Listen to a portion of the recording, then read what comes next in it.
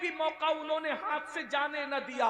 اور پھر مذہبی طبقہ مالداروں کے سامنے سرنڈر ہو چکا تھا. مذہبی طبقے کا حال یہ تھا, وہ تقریریں کرتے تو لوگوں کو سلانے والی سے مطلب یہ, ارے تمہیں کیا ڈرنا, تم تو مسلمان ہو, تمہیں تو جنت ملنی ملنی ہے. آپ مجھے بتائیں شرابیوں کو جنت اس طریقے سے بانٹی جائے گی تو کیا وہ شراب چھوڑے گا؟ جواریوں کو جب جنتی کہا جائے گا, آوارہ گردی کرنے والوں کو جب جنتی کہا جائے گا, تو کیا وہ برائی سے وہ باز آئے گا؟ وہ توبہ کرے گا؟ اللہ اکبر. قرآن حدیث کو چھوڑ کر منبر سے سب بیان ہو رہا تھا, یہاں تک کہ جھگڑے اہل علم میں یہاں تک پہنچ گئے تھے. اور جھگڑا بھی کس بنیاد پہ ہو رہا تھا؟ کالا کلر افضل ہے یا سفید کلر افضل ہے, سفید کلر افضل ہے یا ہرا کلر افضل ہے. یعنی قوم کو بیوقوف بنانے کی ہر پوری کوشش کر لی گئی تھی, اس لیے کہ وہ جانتے تھے جب تک کہ قوم کو لڑائیں گے نہیں اس وقت تک کہ ہم حکومت نہیں کر سکتے. اللہ اکبر. قوموں کے نذرانے پر پلنا یہ اس دور کے اہل علم کی پہچان ہو چکی تھی. اللہ اکبر. یہاں تک کہ اسلام جو ہے اس حالت میں پہنچ گیا, ایسے لگتا تھا جیسے اسلام معاذ اللہ مٹنے کے قریب ہو گیا, اسلام مرنے کے قریب ہو گیا. لیکن اسلام مٹنے تو نہیں آیا, اسلام مرنے تو نہیں آیا.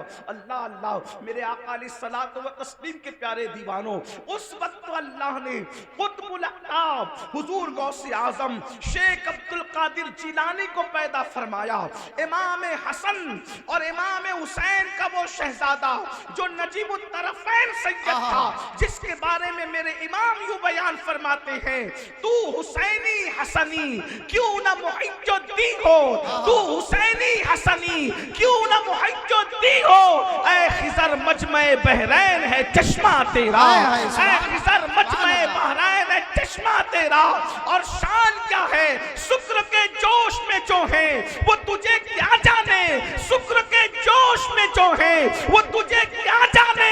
خضر کے ہوش سے پوچھے کوئی رتبہ تیرا, ورفعنا لک ذکر کا ہے سایہ تجھ پر, ذکر اونچا ہے تیرا, بول ہے بالا تیرا. سرکار غوث اعظم بغداد گئے, بغداد کیپٹل تھا, بغداد راجدھانی تھا. اللہ اللہ. جب غوث پاک وہاں پہنچے, مدرسے میں تعلیم حاصل کی, اور اس کے بعد لوگ اپنی اپنی محفلیں سجائے بیٹھتے تھے. ایک دن اللہ کے رسول تشریف لائے اور اس کے بعد کہا, بیٹے عبد القادر تم بیان نہیں کرتے؟ تو غوث پاک نے فرمایا, یا رسول اللہ یہ سب عربی لوگ ہیں, ایک سے بیان کرنے والے, ان کے درمیان میں کیا بیان کروں گا؟ سرکار غوث پاک سے حضور نے فرمایا تم بیان کرو. عرض کی حضور میں عجمی ہوں, یعنی کہ غوث پاک کا جو وطن تھا جیلان تھا وہ ایران میں تھا. اس بنیاد پر فرمایا کہ میں عجمی ہوں حضور, میں کیسے بیان کروں؟ تو اللہ کے رسول علیہ السلام نے فرمایا اپنا منہ کھولو.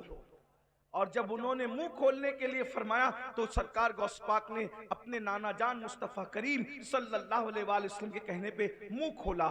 تو حضور نے 7 مرتبہ اپنا لعاب غوث پاک کے منہ میں ڈالا, اور ساتھ میں مولا علی بھی تشریف لائے تھے.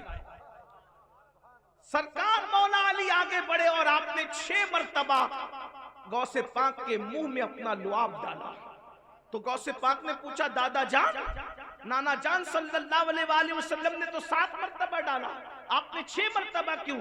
تو فرمایا تمہارے نانا جان صلی اللہ علیہ وآلہ وسلم کے ادب کی وجہ سے, کیونکہ میں رسول اللہ نے 7 مرتبہ ڈالا تو میں 7 مرتبہ اس لیے منہ میں آپ کے لعاب نہیں ڈالتا تاکہ ادب ملحوظ رہے. میں نے 6 پر رک کر کے بتایا کہ میں نبی کی برابری نہیں کرنا چاہتا. حضور غوث پاک فرماتے ہیں جب رسول اللہ کا لعاب اور مولا کائنات کا لعاب میرے منہ میں پڑا تو لوگوں کو جیسے بے ساختہ الٹیاں آتی ہے ویسے مجھے تقریر آتی تھی. اور میں کنٹرول کے باوجود بھی، نہ چاہنے کے باوجود بھی خطاب سے رک نہیں پاتا تھا۔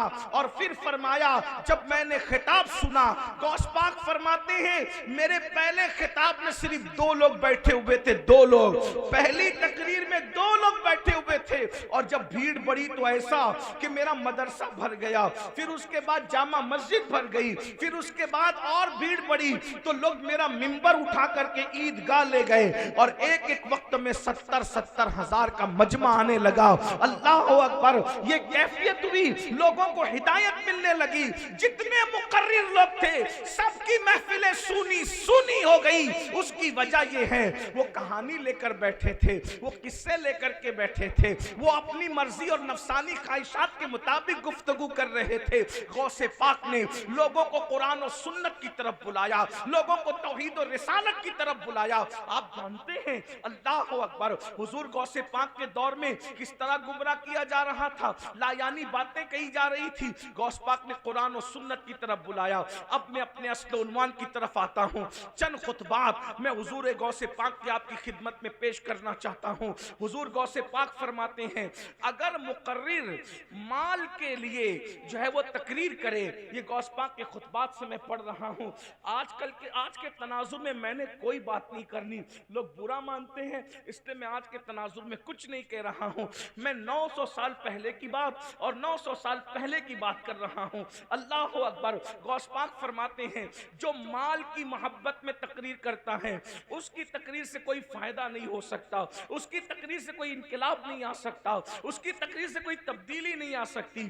گفتگو اور تقریر تو صرف ایک کے لیے ہونا چاہیے جو وحدہ لا شریک ہے، اس کی رضا کے لیے ہونا چاہیے۔ اللہ اکبر، بلکہ لوگ دولت کے لیے بھی تقریر نہ کرے، لوگ داد کے لیے بھی تقریر نہ کرے، لوگ فریاد کے لیے بھی تقریر نہ کرے، ایک مقصد ہو اللہ راضی ہو جائے۔ اللہ کو راضی کرنے کے لیے میں اوپر کے طبقے کو تو کچھ نہیں کہتا، لیکن میں دنیا میں یہ میرے جو بھائی جو میرے ساتھی ہیں، میں ان سے کہنا چاہتا ہوں کہ آج ہم بھی جلسے کرتے ہیں تو کیا انقلاب آتا ہے؟ آپ کہیں گے نہیں آتا۔ کیوں نہیں آتا؟ اس کی وجہ یہ ہے ہم جلسہ سال بھر میں ایک اس لیے کرتے ہیں کہ سال بھر تک ہمارے گن گائے جاتے رہیں کہ کمیٹی نے کتنا بڑا مقرر بلایا تھا اور کتنی بڑی بھیڑ جمع ہوئی تھی۔ میرے بھائی، ہم میں سے کیا کسی کی نیت یہ ہے کہ اللہ راضی ہو جائے؟ ذرا بتائیے تو صحیح، آپ نے لاکھوں لوگ جمع کر لیے اور اللہ راضی کرنے کی نیت نہیں ہے تو بھائی یہ لاکھوں لوگ تو ڈگڈگی بجانے والے مداری کی محفل میں بھی آ جاتے ہیں، یہ لاکھوں لوگ تو جو ہے وہ سیاسی لیڈروں کی محفل میں بھی آ جاتے ہیں، یہ لاکھوں لوگ تو اللہ اکبر نچنیے گویوں کی محفلوں میں بھی آ جاتے ہیں۔ اگر اپنی محفل میں آئے تو فرق کیا ہے؟ یاد رکھو جو کام کرو رضا الہی کے لیے کرو۔ اب غوث پاک کے خطبات کے چند اقتباسات میں پیش کر رہا ہوں۔ غوث پاک کیسے خطاب کرتے تھے؟ لوگ اپنے کپڑے پھاڑ لیتے تھے، غوث پاک کا خطاب سن کے کپڑے پھاڑ لیتے تھے، لوگ اللہ کے خوف سے مر جاتے تھے، کئی جنازے اٹھتے تھے، کچھ لوگ بے ہوش ہو جاتے تھے۔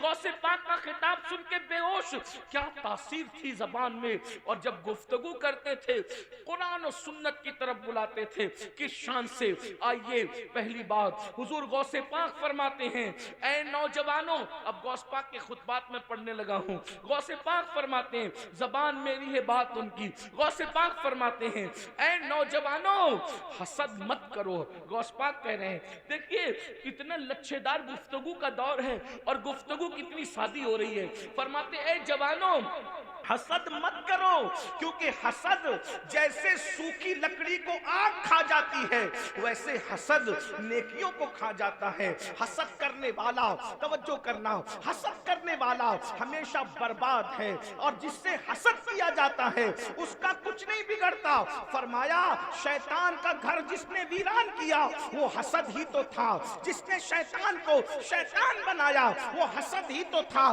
لیکن دیکھو تو صحیح، آدم سے حسد تھا۔ اور ایک بات بتائی، سازش کرنے والا اگرچہ وقتی طور پہ کامیاب ہو جائے مگر ہمیشہ کامیاب نہیں ہوتا۔ حضرت آدم علیہ السلام کے خلاف شیطان نے سازش کی کہ میں جنت میں نہیں رہوں گا تیری وجہ سے، تو تجھے بھی جنت میں رہنے نہیں دوں گا، اور اس معصوم کے ساتھ سازش کی، حضرت آدم کو جنت جنت سے نکلوایا کہ نہیں نکلوایا؟ مگر اللہ کی شان دیکھو، شیطان حسد کر رہا تھا آدم علیہ السلام سے، لیکن آدم کا کیا بگاڑا؟ آدم کو جنت سے نکالا۔